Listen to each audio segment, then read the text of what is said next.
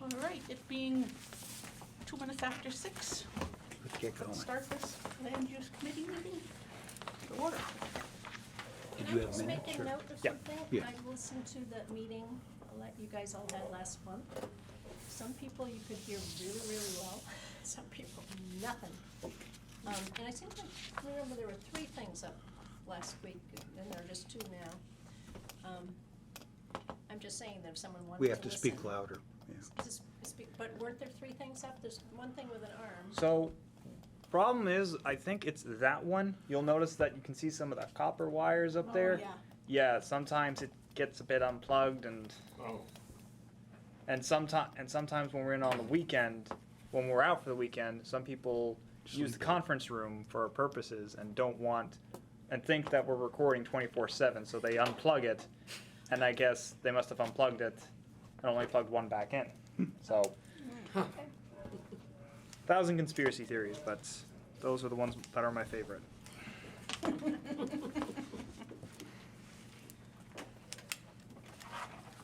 So, Minutes, or? yep, we Yeah, can yeah. review the minutes, and once you review them, we can, somebody makes a motion to accept them, and we'll entertain that motion.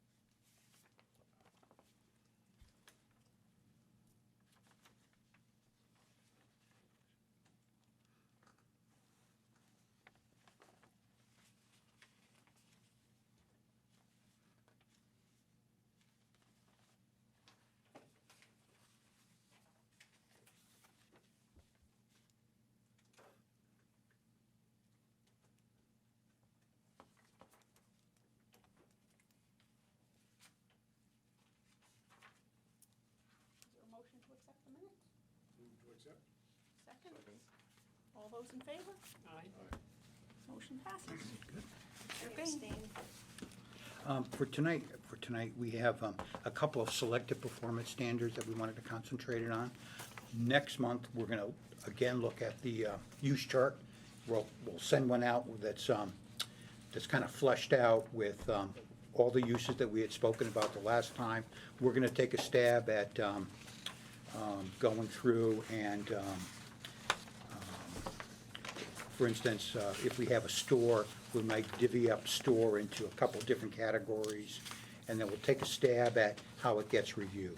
But that's all open for discussion on that there, so, on that. And that way, and then we'll get back into performance standards after we do that use chart again. So tonight, we have just a couple: noise, lighting, and beginning to flesh out entertainment venues and event centers, and also related agricultural activities. And there's a sample here for buffers and screening. It's a detailed one. It's one I did for Gardner a couple years ago, and we'll do this last, but I just want to briefly say it spells out a lot of, it spells out a lot of requirements. However, it also gives you it also gives the town and the applicant a lot of choices. And what it specifies is a full screen, semi-full, or partial screen. And the board, and we would have to make a decision on where would we employ those, what areas and things like that. And in each category, you have different options in terms of a fence, a berm, and then 2 planting options for each one of those. And you also have a design option, so someone could say, all right, I'm not gonna follow these prescriptive standards, I'm gonna hire a landscape architect to do my own, and if they do that, that would be acceptable as long as it meets, has the same effect as, one of the prescriptive standards. So it provides a lot of opportunities for choices, and something that ideally they can use, work with the land. Now, is it the planning board's decision that it was an equivalent? Yeah, they would have to show, and the equivalency would be based on hiring a professional, and that professional would show. Present the plan. That it would be an equivalency on that there, so, which is, perfectly acceptable on that. Noise, this flushes out a bit more than what we have. Same thing with lighting, there's a bit more. And I just want to point out a couple of things on the noise before we look at it. In the first page, noise, there's 2 paragraphs at the bottom of that page. And this is a unique feature or an option that towns have. It says that when a proposed development is located in an area where daytime pre-development ambient hourly sound is equal to or less than 45 dBA, or nighttime is less than 35, the hourly sound level resulting from the development shall not cause the ambient hourly sound levels at the property line to be more than 5 dBA. And the reason is that with sound, if you experience from your ambient, background, if you experience an increase of 5 dBA, it almost sounds, the net effect is, it may sound to you like the sound is almost doubling on that there. So that's why that feature is put in there. Is dBA decibels? Yeah. What's the A? It's a dBA on a weighted A scale. That's what, yeah. So duration has nothing to do with it? No. So what this does allow is that it allows us to protect areas that are very quiet and to not increasing the noise. That's where we get most of the complaints with noise, is your background levels are fairly modest, and someone comes in, and instead of meeting the standards up at the top here, more, that we're making an accommodation for, what the background levels are. And that doesn't always occur in rural areas. Sometimes it occurs in quiet suburban areas or whatever. Yeah, I was gonna say that, I'm sorry, there's a difference in the sound level in daytime, even in a quiet area. Oh, yeah. A quiet neighborhood. Yeah. So that's something, I'm glad that's being addressed. Well, what this does is that it recognizes that and says, well, yes, you can increase it, but you can't go above the 5. But what's the Yeah. baseline? I mean, if you're near a river, spring rushing water, or if you're near a highway, in the wintertime, you hear it more than in the summer. So how do you establish what the baseline is? Yeah, we didn't put that in the ordinance, but we would have to do that. We'd probably, some things like this, we would probably put it in appendices. There'd be a page or 2 appendices that would tell you how you would take the background levels and things like that. So, because you have to use a certain methodology to do it, where you would take it. We probably wouldn't do it time of year, but we would take, if we were gonna measure it at the property lines, we would take it at certain strategic points. Average it? Yeah, it's averaged, yeah, And then yeah, average it? it's averaged. That's what Portland is doing, with the concerts, Yeah. where all the neighbors are complaining. And if, They are forced to go out 3 or 4 times during the concert in all these spots to see if it's exceeding, and most of the time it is, so. but watch how that unfolds, because many times they're under the limit, Yeah, and the people are still complaining, and that's why the background levels are lower, Yeah. so they're experiencing, they still might meet under the threshold, but it at 10 exceeds it o'clock by at night, 5 it's dBA. totally different than Yeah. if that is Yeah. going at 5. And you do yeah. have 2 different categories, nighttime, daytime, Yeah. on that there. So it's a way of, handling noise, the noise up front. And, go ahead. Does it need to be an interval that's till 10 at night or something? I'm thinking of outdoor events and Yeah. neighbors of outdoor events. Well, we have sound level from 7 AM to 7 PM, and then 7 PM to 7 AM are the Right, 2 so different So, categories. 7:30 Oh, you mean like at event closes down at 10? yes. Yeah. We would put that in the activity performance standard for certain activities. Like if we had like an event center that we're gonna deal with, we would probably put a cutoff. Or a bar that had an outside patio or something, we would put a cutoff in there on that. Just for perspective, does anybody know what the decibel level is of a new riding lawnmower going by you at 10 feet away? I had a chart and I didn't bring it. Somewhere around between 70 and 85. It's pretty loud. So does that mean that sounds like You would that could exceed. be a real constraint? Yeah, but that's measured, it depends on where you measure it too. I mean, you're gonna get that reading if you're within like 20 feet of it. I mean, if you're 100 feet away, it's gonna be But if considerably. there's two houses that, Right next to each other. Yeah, yeah, if they happen to be mowing right where, near Yeah. your deck, does that mean you can prevent them from mowing? no, this noise, the noise, that's a good this noise standard is just for new activities that go in. So the purpose is to mitigate up front what the noise would be. And then going forward, but it's not, this standard won't be used for like violations. That's a whole separate thing. Okay. That's something, this is, a land use standard for, how you would design your business or things like that, so you meet the noise standard, or how you operate your business So going you're forward. not sure about a lawnmower being 70, you're guessing? It's something like that, in Is that The range. industrial level is 70, between 7 in the morning and 7 PM? Are you talking about dBAs, when you said 70 for a lawnmower? Yeah, a lawnmower operating is pretty loud. It's pretty loud. Just like some trucks are up there too, or cement trucks when they're going and So whatever. this is from the state, these figures? Where do these figures come from? These up here? Yeah. Yeah, this is a standard we got from the state did some model ordinances that we're using that. We have something very similar in our existing ordinance on that, so. Yeah, we can look at this again, but it's starting the discussion. There are other elements we have to look at, like hours of operation, and that we would put in the uses. It would be difficult to have just a blanket thing here, because, it's gonna vary on the activity and things like that. With respect to the idea of the, peaceful enjoyment of your property, whatever that phrase is, Yeah, it would seem like the length of time, the interval of noise would seem like it would be part of a, like a constant versus, well, I mean, if somebody's doing something for 4 hours, that's really different than if they do it for 4 minutes. Yeah. And I don't know is there any provisions that people ever get into on that?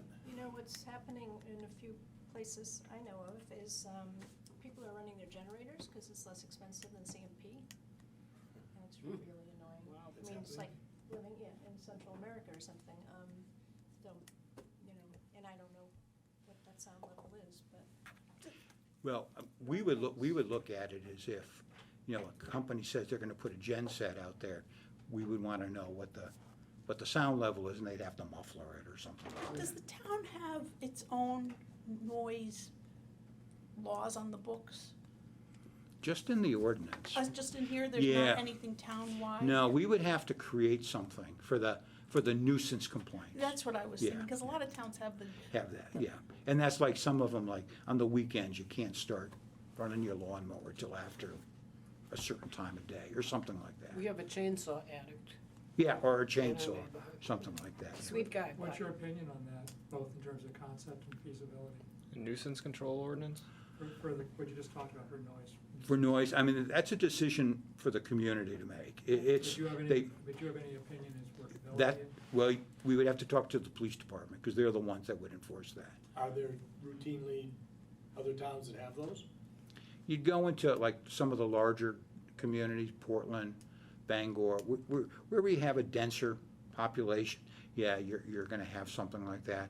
In rural areas, I'm not quite sure I would wanna target the chainsaw on that there, especially during heating season on that there. Or a I wouldn't wanna hurricane, I take might that to need a 'em. town meeting on that, but yeah, but it is, it can be a problem if they're running. We always get complaints with people cutting firewood, the splitters. Yeah. Yeah, they're not big, they're medium-sized or even small, but they're running all day, sometimes all night to meet the demand, and you always get a lot of complaints from that. Or the guys who run the small junkyards, and they'll have metal cutters and whatever and stuff like that, and, you know. But- Four-wheelers, snowmobiles, things that go fast and, That's motor vehicle laws, yeah. so there's no We don't, cross that's a pollination of police noise issues? action, yeah, not with us. So that gets regulated differently on that. So if somebody's bombing around their field in a four-wheeler, because it's a four-wheeler, the noise they make is not regulated? We don't regulate that in the land use ordinance. That's not something we touch in land Who use. does? But that's a separate, you know, that would be a separate nuisance ordinance, and that would be enforced by the police department. But that's not in this ordinance here. We're not gonna send our code officer out unless he's armed to deal with noise complaints. Well, no, I mean, it's, I'm being I facetious. got I'm no being dog in facetious. this fight, frankly, but I was just trying to think through, when have I heard noises? And sometimes it's a lobster boat, and sometimes it's a four-wheeler, and sometimes it's a John Deere lawnmower. But, yeah, yeah. And you're saying that two of those we would have no control over, and one of them we would? Well, in the land use ordinance, these noise restrictions are limited to activities. So this is In when the- you're planning a new activity. That's right. you've got You're control. planning a new activity, or you're expanding a building, you create noise, or your operation, it's a use permit, we're covered here. And the goal here is to mitigate it up front. You know where your standards Not are. let it get worse. Yeah, well, you have to show, you know, the board, or you have to show the planner or the code officer that you have designed your building or muffled your engines or whatever, so you can work within those noise standards. I won't beat this to death much longer, but it does seem like there's kind of a quilt here that doesn't look that good. We got no way to regulate a lot of noise. We can regulate or we constrain new things about how much noise they make, which might be right next to something that's been making a tremendous amount of noise next door. It's kind of an uneven playing field in Well, a sense. actually, this isn't, there are different laws that would regulate those other things, or different venues that would deal with Are that, they- not this. Are you talking about laws in this town? Well, yes, yeah, you would have to, sometimes we would have to create them if they're not there, if the town wants to. The town would? Yeah, but us. that's not our Right. job, that's a separate, that would be a separate issue on that there. Yeah, again, this is just land use, just, so it's limited to, Prospective land use. yeah, prospective land use or something like that, so, yeah. Okay. So it's not gonna cure everything, but it's gonna, now, if we get a kennel in front of us, the board, that's an issue that we would regulate, or you would look at, or if it's an industrial operation, we would look at that, you know. And the noise is considered at the edge of the property? Yeah, it's measured at the edge of the property line, yeah, yeah, it's measured, but noise is tricky, I mean, noise travels, I mean, you could be, 10 miles away from something and it's obnoxious and live 500 feet away and you don't hear it. It can be, well, I wouldn't say don't hear it, but And it's, it has to do with humidity and Yeah. other factors. there's a lot of variables There's a there. very weird effect where if someone's sitting on a running lawnmower and they're just talking, you can hear them talking, the sound is carried on the Yeah. sound. Yeah. It's a weird thing that happens. Although, my problem is I don't hear a damn thing, But, yeah, it's a tricky thing to do, and that's why we have those provisions there for the 5 dBA increase over those certain levels, because those would be cases where people would complain, because the background noise is relatively quiet, and then you go, say it's at 45, and the background would go, say it's a residential area, they can go to 55. That would be a 10 dBA increase. That would be a lot, on that, for that particular area, so that's a good, it's a good thing to put something like that in. And the other thing I just want to point out with lighting is that we have a maximum height of 20 feet, light level at the lot lines not to exceed 0.5 foot candles. And we're requiring all lights to have shielding to provide a beam cutoff of no more than 75 degrees above NADAR. We have a couple of choices there. Can you Si- explain that? Yeah, this is NADAR, right? This is your lamp fixture here, and NADAR is a point going down to this plane right here. So we're measuring it at, the light spread could be at 90 degrees, we would not allow any light to go above my pen, if it's at 90 degrees. 75 degrees, it's gonna allow something like, it's gonna allow spread up a little further. We typically talk about a full cutoff is 90, a partial cutoff is like 80, and then you go below there. The more you go to the full cutoff, you increase the cost of your lighting significantly on that. So sometimes towns use the 75 or 80 as kind of a middle ground there on that. And the same thing with the height of your poles, 20 feet. I took that standard from Freeport. However, keep in mind, 20 is probably adequate for many things, but if you have a large area or a large parking lot and you're trying to light it for security reasons, it will increase your costs because you're gonna have to put in a lot more light poles on that there, so. So So this is just for commercial, it's not this is- residential? It would be, no. 90 degrees from nadir is. No, like this, the nadir is, Nadir's a flat, nadir's a flat measured from, right. you measure down, and it's at this plane right here, so that's where we're measuring the angle. And So that's, 90 degree to this is my light fixture, so 90 degrees is where my pen is, and so no light would go above that. All right, from the light fixture. from the light The fixture, plane of the light fixture. right, right, So and that's a full 75 shield. on So that. 75 degrees is, If 75 degrees would allow, would stop the light where my pen is, below it, Right. it would stop Okay. it, but above it would allow so it's some down spread. from the shield, not. Down, that's not- right. Okay. It's a fancy word for a simple thing on that there. Picture would be good. Yeah. Actually, I did have some pictures and I forgot to bring them on that there. Just as a tidbit, the average decibel level in here for about the last 5 minutes is 65. Yeah, and close, well, we're in close, you walk to the property line, the edge of the, the room, and it'll go down considerably. on that. But these numbers are nuts. For Pepperoni. commercial, I'm sorry? but for commercial, 65 dBA during the workday is. But we're not at the boundary. Property line. Are you gonna go to the road and measure the decibels? So in Route 1, you can build pretty close, I think you can, I can't remember actually, to your boundary line, 15 feet, I think. You can build, I Or think 8 it's feet, more is than it? that. I think it's, 25, I thought it was 30.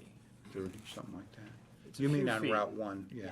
Yeah, it's a little, I think from the Depends. front setback, Yeah, it depends what 75, part. 100 or something. Depends what part of the road we're talking. If we're talking like right here, it's a lot closer to the boundary line. I think 15 feet. But if we're like more out where like Delano Seafood is, I think it's 30, I believe. Because yeah. so, I mean, you can have like 8 people standing near the property line chatting. I mean, Chatting. it just seems, this is super stringent, seems to me. It's, Seems like it's super stringent. oh, well, this is about Yeah. average, yeah. Just out of curiosity, if none of us talk for a minute, which is remarkable if I'm in the room, wonder what the air moving is. Actually, that can be pretty loud.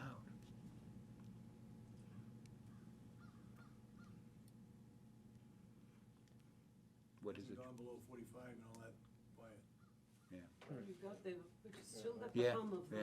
Yeah. Well, it's funny, I go into the Hannaford's that don't have the finished ceiling, it's all open, I can't hear anything. Just the background noise. Just think about compressors and all kinds of machinery that's outside a commercial. Yeah, These are pretty low numbers. yeah. But again, you're measuring it, probably measuring it 100 feet away, or something like that, so. Well, If you sat out at the farmer's market on a Saturday morning in the height of summer, I can't imagine what the decibel reading is off of Route 1. It's pretty high. Pretty high, yeah. Yeah. Yeah, but we're not regulating I those understand. automobiles. I understand that. Yeah. but, Yeah. Unless they have a bad muffler, then a cop can stop them. There are a few of those. Yeah, yeah. There's a lot of those. Yeah, yeah.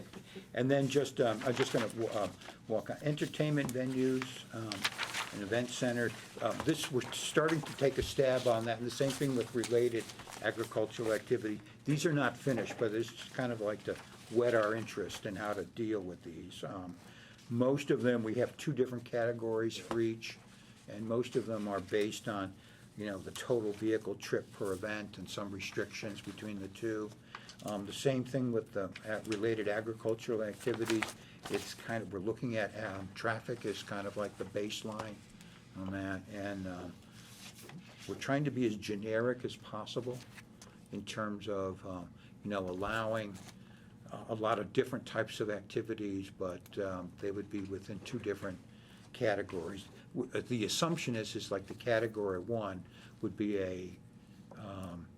like a code office or a planning review on that only, because they're much more, you know, low intensity. And the category 2 would have to come to the planning board, because it's a higher intensity.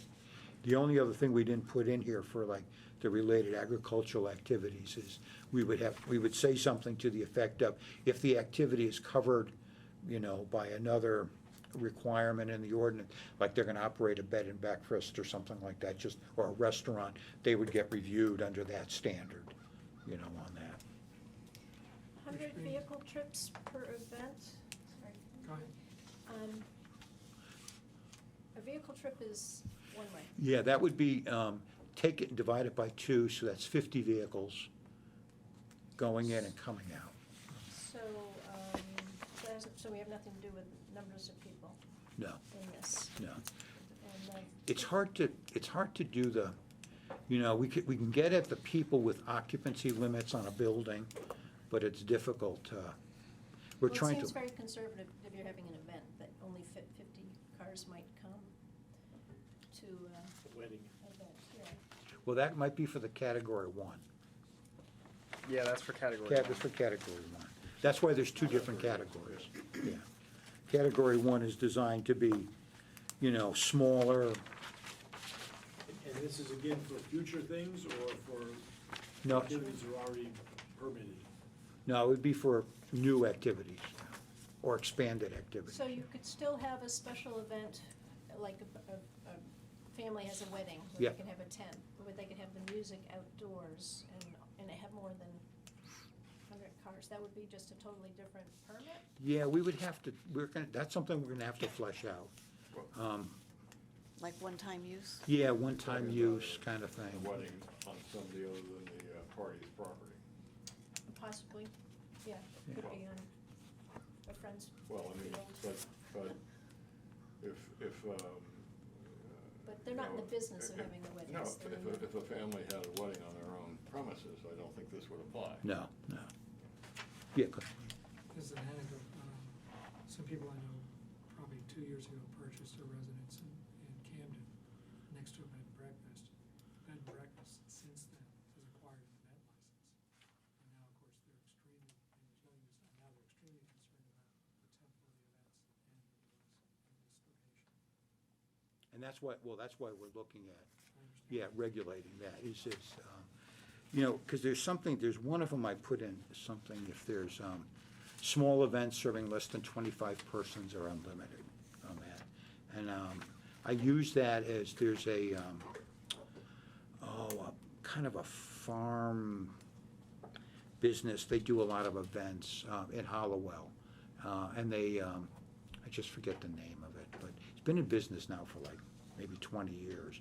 But they do a lot of small meetings, small events, and like nobody knows they're there, kind of thing. So there's some allowance for these very small, you know, kind of activities on that.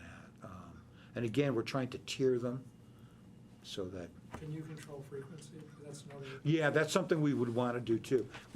I just put a sample in there of Frequency of events is limited to 1 event per weekend. Total number of events per calendar year is limited to 12. This is that category 1.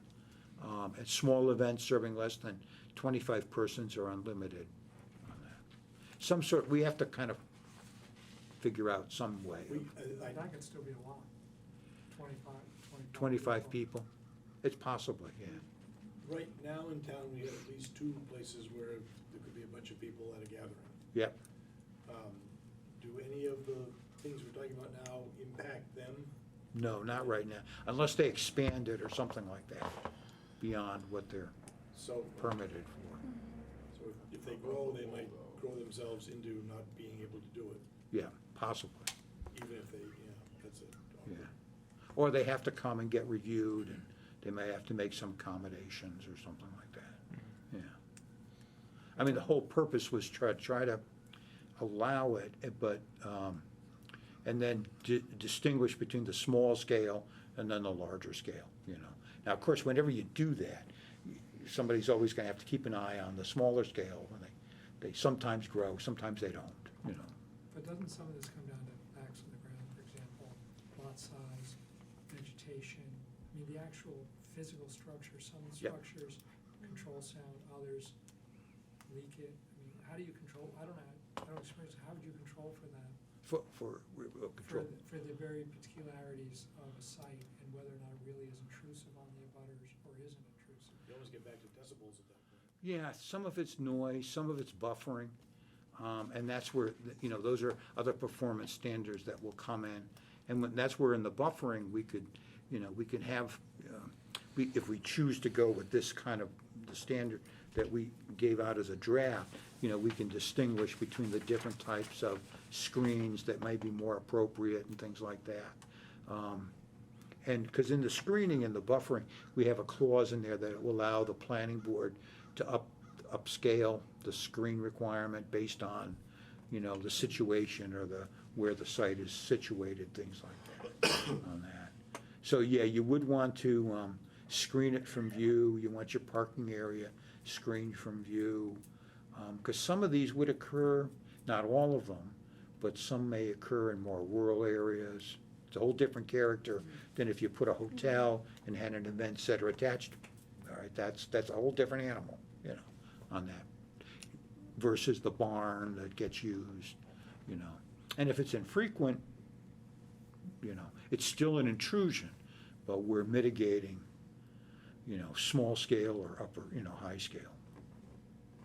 So conceivably, a neighbor would have to accept that if this happens 12 times in a year, you don't have any legitimate complaint, but if it happens 13 times in a year, you do.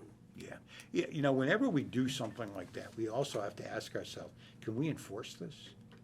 Are we gonna keep tabs on that? I mean, we're not, I mean, it's almost impossible to keep tabs on it. I mean, we could probably look at when they were advertised, you know what I mean, something like that, but that would have to go back, you know, there'd have to be an enforcement action. You have to find the proof that they exceeded their limit and things like that. Would it be, in fact, it may already be in your draft, but it does boil down, well, it's traffic or noise. Yeah. So our page about decibels and hours of the day, it seems like that would be the most logical criteria. Yeah, we do say in both of these that the noise, music and whatever has to occur inside. We don't allow it outside, and the reason is that as opposed to you're having a wedding for your son, daughter, or whatever, grandson, granddaughter at your home, this is a business, this is a constant thing, so we wanted to, we're differentiating So the right frequency now- of noise. Right now, you can't have outdoor bands at an event center? And I think we need to have another level, because the tent business is big in summertime. We can't expect that, I don't know, it seems like we're just kind of cutting a lot of people off. And in other words, a small business needs to start somewhere, Hmm. and they might start at the tent, 4 events with a tent. And we're not allowing that to happen. Is a tent, if a band's inside of a tent, is that inside? Well, that's why we were talking about it. I guess we could, we could, And which way the band is facing the wood. That's what I'm there's so saying. many Yeah. things. Yeah. It does seem like it's noise at the boundary at a given time of day constraint. But my daughter was married over in Center Hill, then there was a band in a tent. Hmm. Then everybody was done at 10. I don't know if that annoyed anybody or not. Well, yeah, I'm thinking there's like, just this summer, I've gone past a couple of places. One was a golf course, two others were like inns, but large inns. And they had a tent out and they would do events out there. But those are different though. We know something like this is gonna happen. That's part of their entire operation. When they were permitted, they would be in the second category where, yeah, we know that's gonna happen. The first category is really for, probably in areas that they can't do the second for whatever reason, and they want to get in, do something, but it has to be at a lower scale. The reason I'm saying that, these event centers can get a lot of pushback from the neighbors, quite a bit, because of frequency and, things like that. So I'm just thinking. of how do we place in- balance? In Noblesboro, that started, it's kind of a, I don't know what you call it, but they have cabins and, anyway, they started into their whole business and started out mostly with weddings and tents a year or two ago. And now they can, rehab the barn, and the barn just got fixed up, so, but, Do I is that can sort of see transition. that Yeah. being the case for a lot of people. But I guess the neighbors were all informed that this kind of stuff was gonna happen Yep. down the road, so that's one thing. If a citizen has an issue with something that's going on in this realm, is that the code enforcement officer that handles the complaint? or- Yeah. Yeah. Okay. Yeah. But we need, And is there some, I didn't look, is there some mechanism for a hearing, or he just investigates? he investigates to see if they violated the standards that they were, approved by. Yeah, And and if he determines that there was a violation? then he tells them to stop, or mitigate, or stop what they're Okay. doing. Yeah. But There's if- no formal procedure? Well, there is a formal procedure. I mean, you try to get voluntary compliance. Right. If you can't, then you would have, there's a, you, A civil complaint? civil complaint. Well, no, not a civil complaint. We would take them to court and they'd Is pay there, a are the fine. penalties defined? Yeah, they're in statute, yeah. Okay, but so, I mean, that's not that's a criminal complaint then? Yeah, yeah, absolutely. Misdemeanor, Yeah, presumably? yeah. And the municipality has to have that money in the budget to do that. Yeah. Because that's, It's I expensive. used to do that, and there was only money in the budget a long time ago for like 1 or 2 a year. Uh-huh. So you always tried to get voluntary compliance. Absolutely. Right, yeah, no, Yeah, because the code officer can't initiate that. That, you have to go to the select board or council, get approval, and Yeah, you okay. get your town attorney and, do that. it's buried in here someplace, I assume. Yeah, it's the standard, enforcement procedures. It's probably right in the beginning where it says, look at state statute Yeah, number. yeah. Well, no, we cite the statute Yeah. for enforcement, yeah. So I guess if we want to allow tents, we can do that, but we're also, how do we balance, in the category 2, if they want to use tents, fine.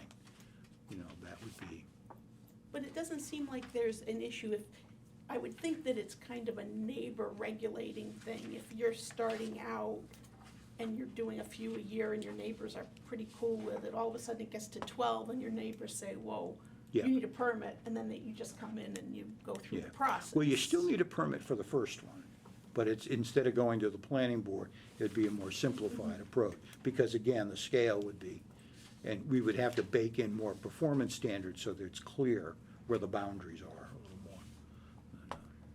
Has there been an issue with neighbors complaining, with the exception of the 1 or 2 in town that we know are event? People complaining about the events? Yeah, other than the 2 in town that are event places. I mean, It doesn't seem like this is a big issue. No, No.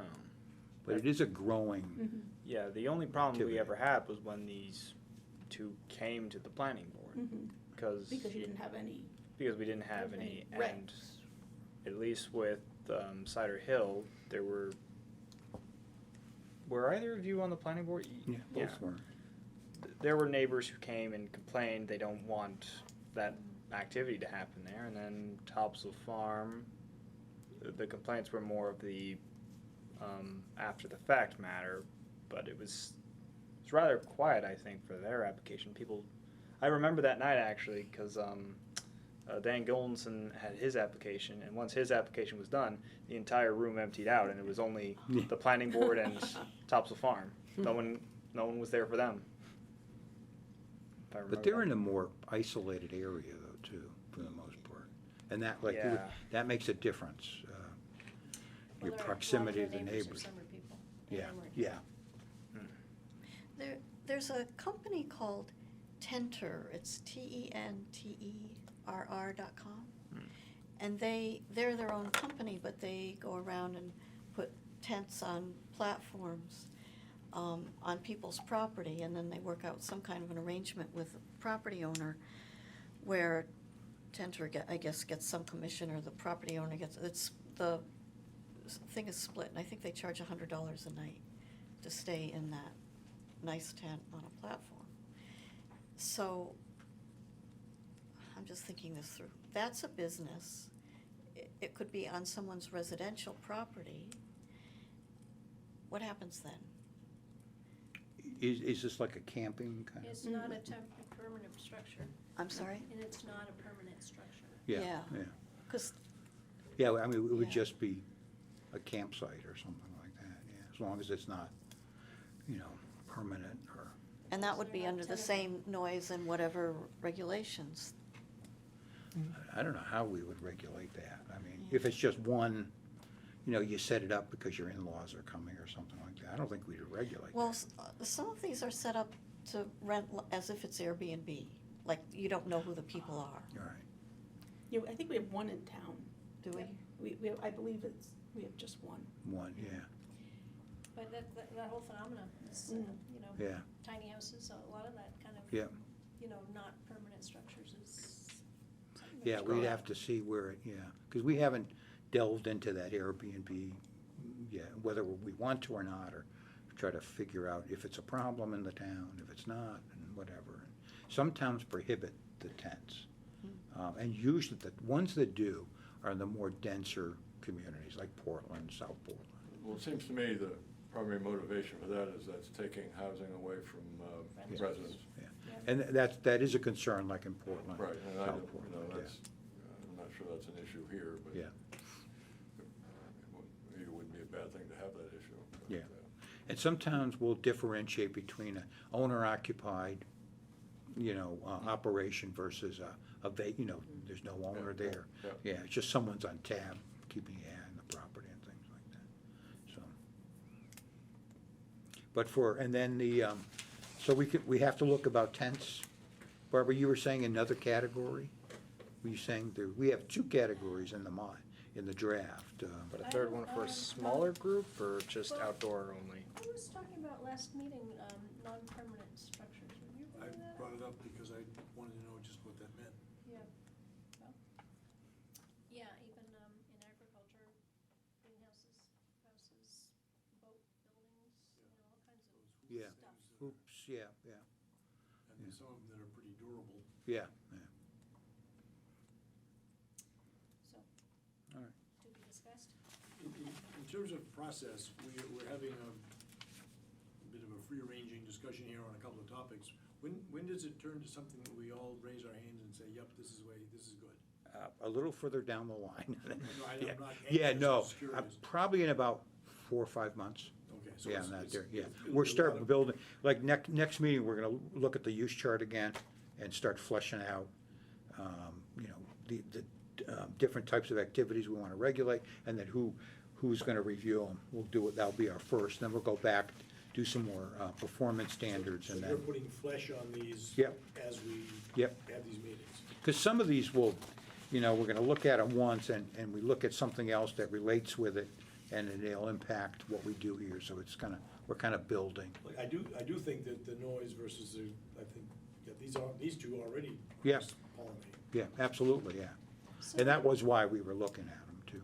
And the other little thing about this category two, we're having all this stuff being under entertainment venues or event centers. It seems like, you know, trying to predict what the future brings, seems like what people are going for is experiential stuff. Yep.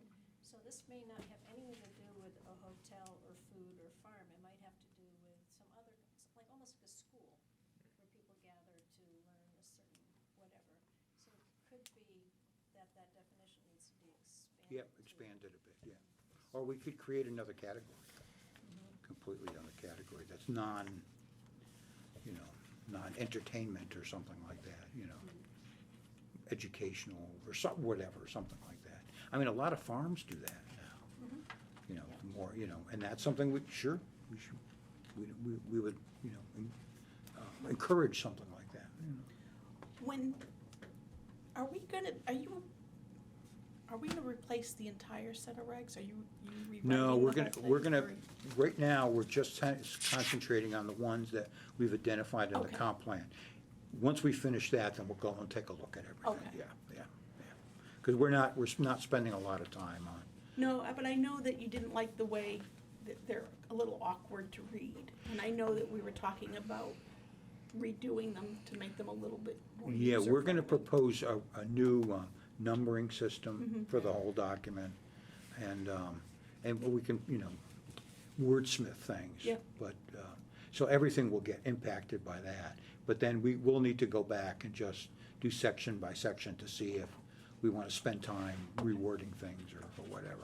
Yep. The big thing we have to do in a couple of months is the water resource area on that there, because the way that is that we're going to have a separate section for anything that does with, anything that we're dealing with stormwater, erosion, you know, water quality, will all be in one section, so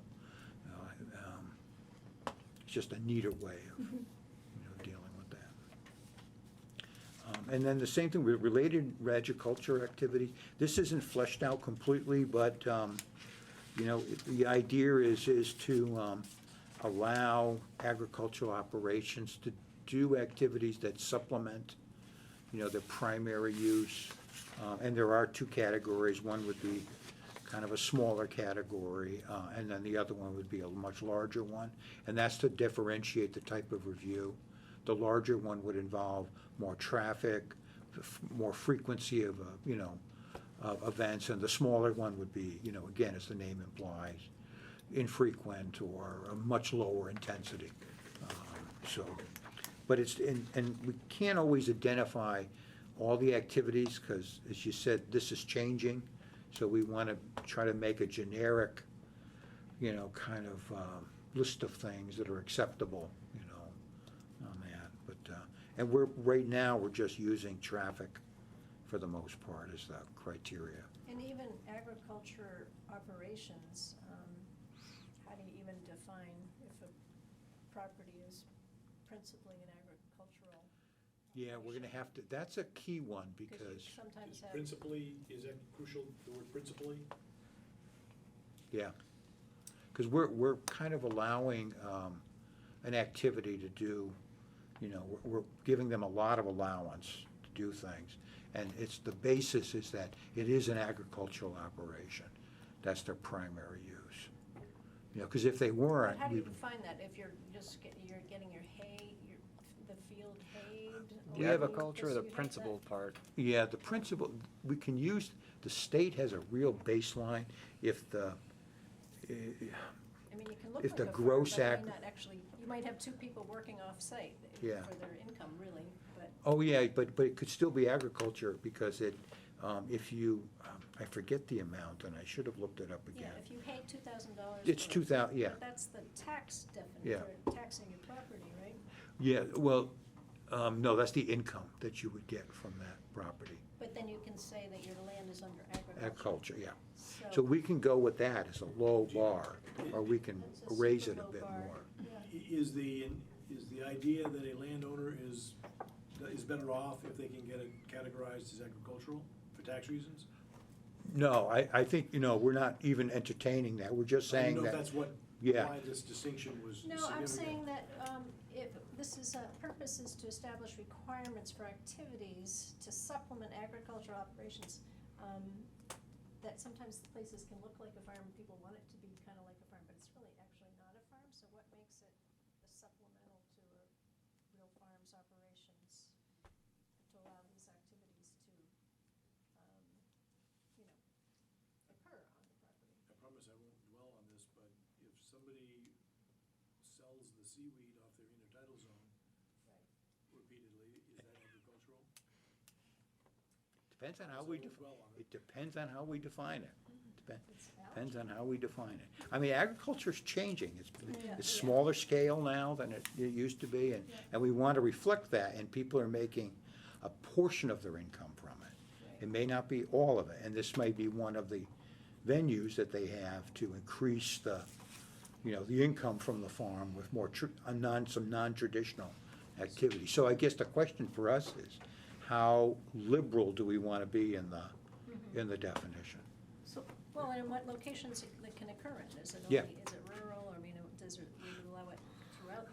Well, I What think, about the breweries, there's, they're blossoming everywhere, and there's agricultural, I assume, but then they are now holding events, and, which they have to promote their business. it would 'Cause depend you on the never heard of a brewery. brewery, a small brewery Yeah. being in a rural setting, and now it's the hottest they're- thing yeah. going, so. We would probably, it would depend on the brewery. And that's the other performance standard we have to do, because, when we deal with breweries in our ordinance, we're thinking of the Budweiser Yeah. plant or something. Well, so you have people who are growing the ingredients to Mhm. make beer or ale. Yep. And maybe they have they're retailing the stuff. Is, selling other beer from another source, ancillary to that, or not? That could very well be, yeah.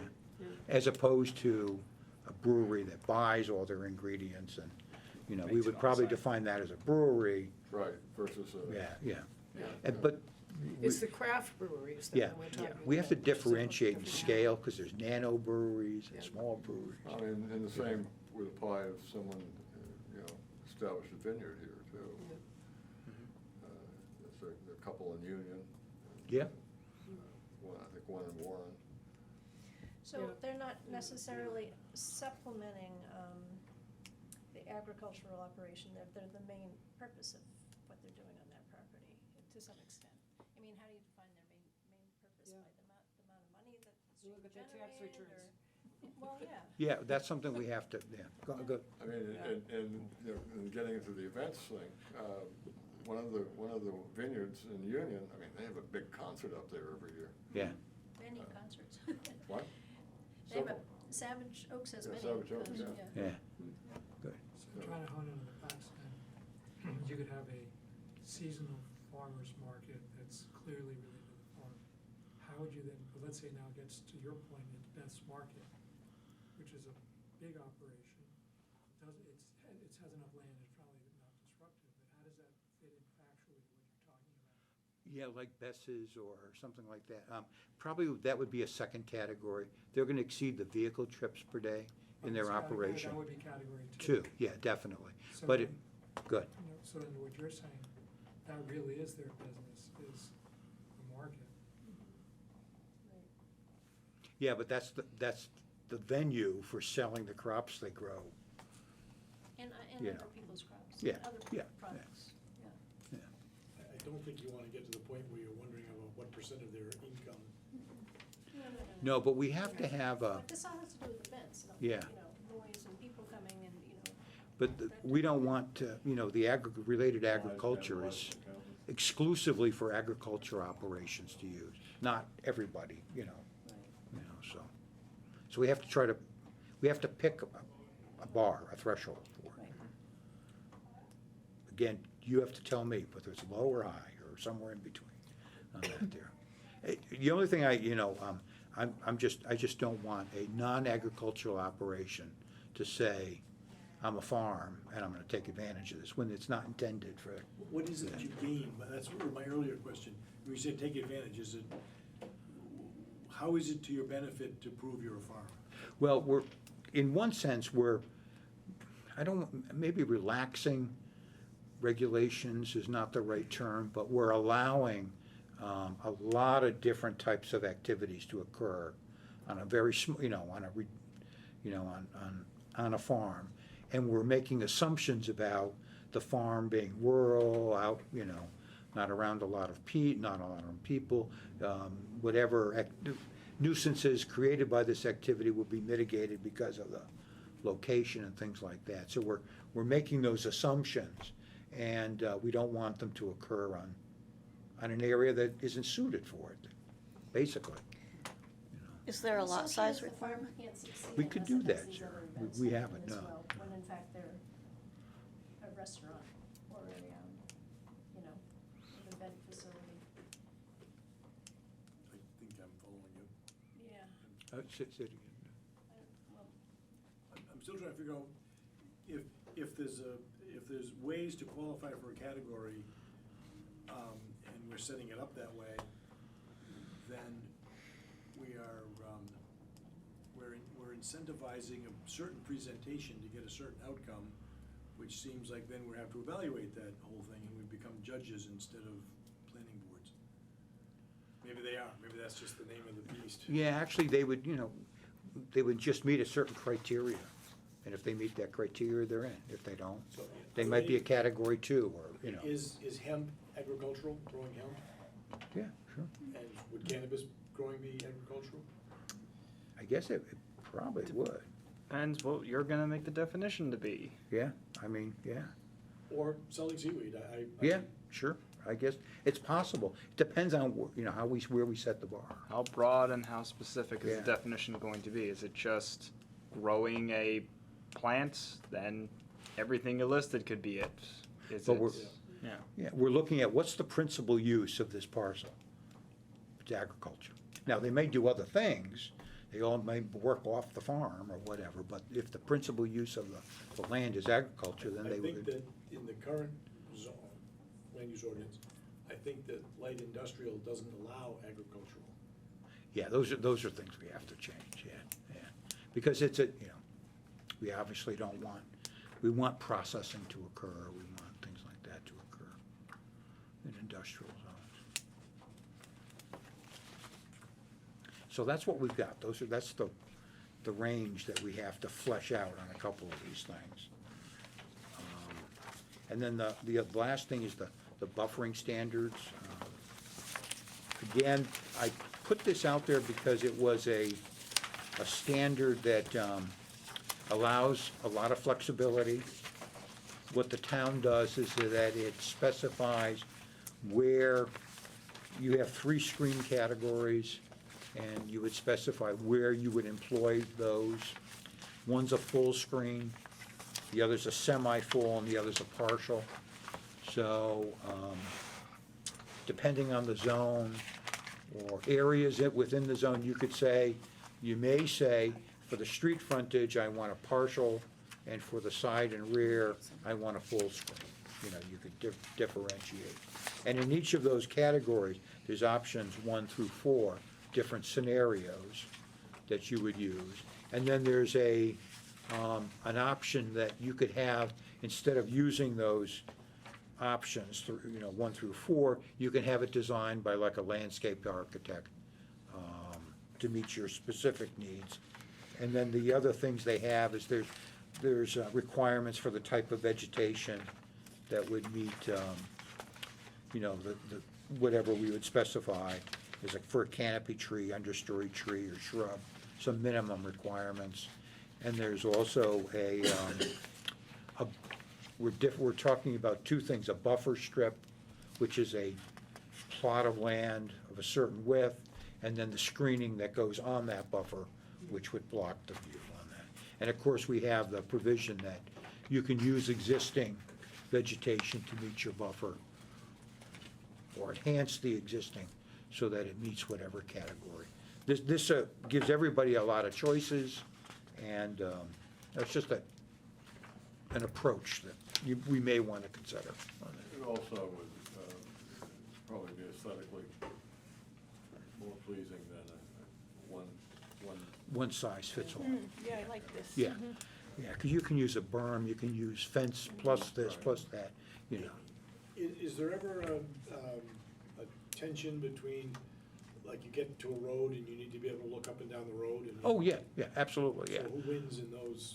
Oh, the safety, yeah, you would, safety always does. So but we measure that at a certain point at the driveway or entrance, so where you have to have sight distance, absolutely, yeah, yeah.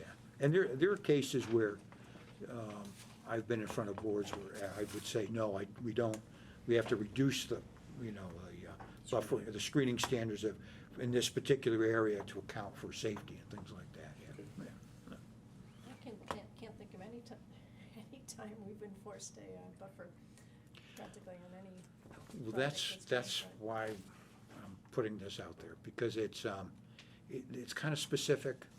You know, what we have to do is decide on, where we want the different categories of full screen, partial, or whatever, where we want to employ them. This also cross feeds back to event centers. Absolutely, yeah, yeah, and that's where, things that go to the board, they could, based on the location, if it's not the ideal location in terms of, being very far from neighbors, that might be the case to go for a full screen on certain areas. And it allows the board to up the requirements if they so choose. on There's that. long sections of, I'm sure everybody has seen it, long sections of, I think it's I-84 in Connecticut, where they have enormous, Bare. some are stone, some Yeah. are wood, walls between the highway and, I guess, people's ranch houses. They work very well.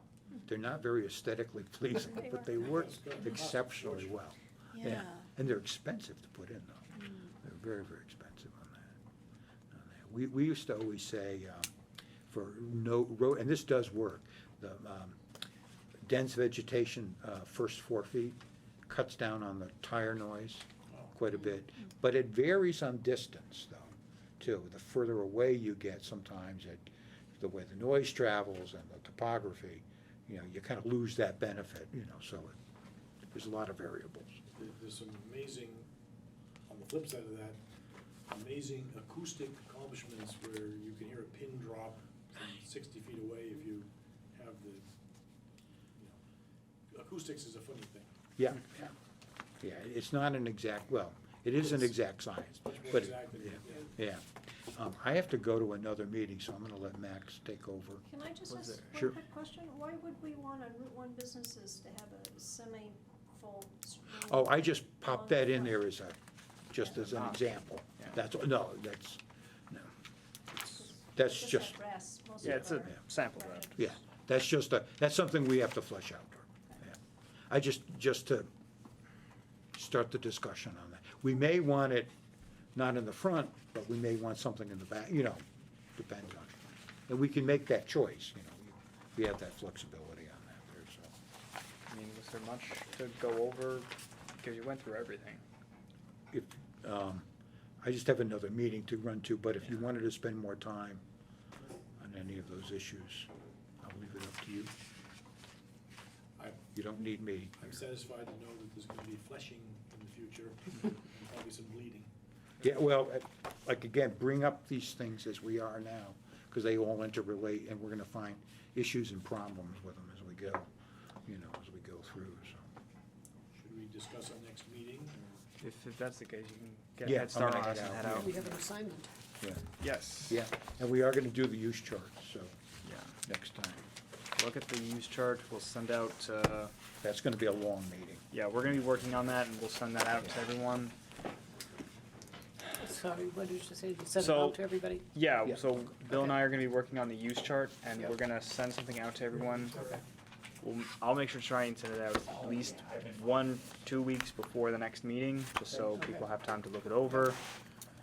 We'll have Aubrey as an official member at that point. But is there any, I'm trying to think, next month, the second Monday would be the 9th? September 9th? Does anyone have a problem with that date? I won't be able to be there. Okay, Here. I've got a mediation session in Massachusetts early morning on the 10th, so. that's fine. Hopefully, members who haven't shown up tonight or last month can start showing up so we can keep quorum, but I think we'll be fine. Anyone else? I'll be here. All right, You're gonna send out a reminder for Yep. people like me? I'll send out the usual reminders a week before, and do I just need the week before, or do I need to send one out the day of as well? The week before is good, I printed out. Just the Glue week it before? onto the bulletin board. All right, then I'll. Somebody to show up at our house and bring us here. We can have a bus. Yeah, I Horse don't know. drawn I need carriage. a A bigger nice budget. horse-drawn carriage. All right, so We have a anything else? motion to So moved. second, Second. all those in favor? Aye. Aye. We're done.